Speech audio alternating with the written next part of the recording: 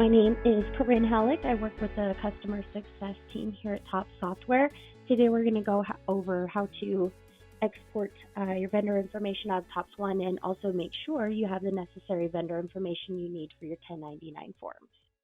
So here's our agenda for today. We're going to go over knowing when to file 1099s for your HOA contractors, what to review before exporting vendor information, how to bulk edit your vendors, export vendor information, and we'll also share some resources with you that include our support team, knowledge-based articles, and training.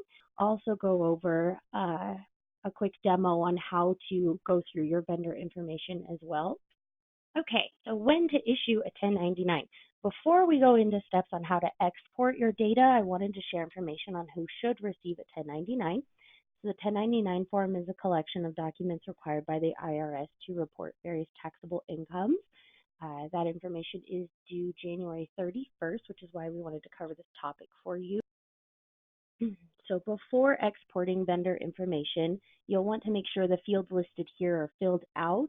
This will avoid the possibility of missing information on the 1099 form. In addition, the Receives 1099 box should be checked. There's an example of what that would look like on the bottom right part of the screen. If this box is not checked, you won't be able to see vendor information in the 1099 export data. So if you need to edit your vendor information, no worries. You don't have to go through one by one. You do have the ability to bulk edit the information, and you can just edit the vendors for all communities at the same time. So to do that, you're going to click under Accounts Payable, select Vendors, and then hover your mouse over the top left of the screen and select All Communities. Now from here, this step is optional, but if you want to view active and inactive vendors at the same time, you can click the Filters icon and then select Active and Inactive. And then from there, select the Edit All icon. And then from here, you can filter down your information. So you can select the filter, and as you see from this screen snip, there are various columns that you can select to view. I'll go into this in a little bit more detail on a live demo so you can see all of the options rather than just a part of them from the screen snip. But from here, you can search by vendor name, you can change their status for 1099 and really narrow down and update your vendors all at the same time. Now, when it comes to exporting vendor information, now that we've gone through how to update it, once that's complete, you can go into the standard section under Reports. Scroll down towards the bottom of the screen, and under Year End, you'll see a 1099 option. And then enter the minimum amount for 1099, which in this case, it does default to $600. You can enter start, end date, the sort order that you would like to view your information in, and also how you would like your information to export, and then click Apply.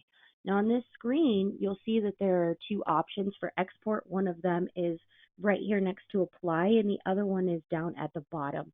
So when you select an export format such as PDF or Excel, Word, you'll want to select the export right here next to Apply.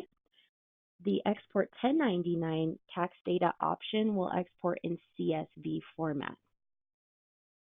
So after you run all of this, you can then upload the information into your software to run your 1099 forms. So what I want to do from here is go through this information actually from TOPS 1. Okay.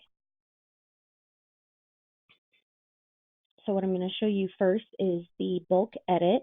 So what we're going to do is go under Accounts Payable and then Vendors. Now right here at the top, you'll see that there's only one community selected, but I want to be able to bulk edit my vendors for all communities at the same time. So I'm only hovering over this. I haven't clicked on it. And then from there, I'm going to click All Communities.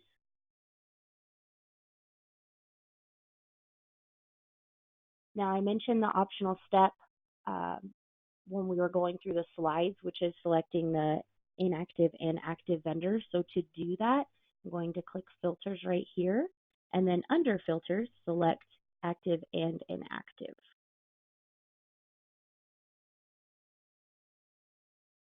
Now from here, I'm going to click this little pen for edit all. And from here, you can mass edit your vendor information. So right now, I'm clicking around the screen and it will open your vendors because that's a link, but it's not going to let you do anything else. So I'm going to click edit up top, and I'm also going to click this vendor search for the filter. This was where I mentioned that you can select what information you want to see. So in this case, it defaults to all of the options up here that are selected. And then scrolling down, you'll see here, receive 1099, only some of these are selected. So you can go through and select a bunch of them. If you realize the tax ID isn't here, you can enter tax ID number and enter all of your information you need. If there's a phone number, email, you can bulk edit all of this information at the same time to make sure that your vendor information is there when it comes time to export your data. Now, maybe I want to search by a certain vendor name. You could type it in and then click search. And it's going to pull up all of the vendors with whatever information you may have entered under here, or display name. There's all kinds of options that you can use to filter this down. So you can use this just if you want to update your vendor information in general.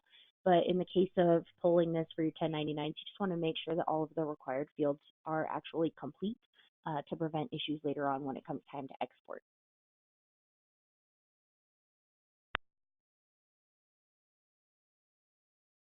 Now I'm going to go through how to actually run that report. So to do this, I'm going to click out of this. So I'm going to go under reports and then standard. I'm going to scroll down to the bottom under year end and select 1099.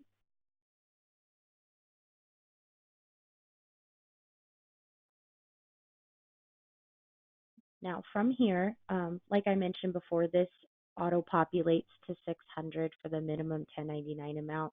You'll want to select your start date and end date. So in this one, I'm going to do January 2019 and December 2019.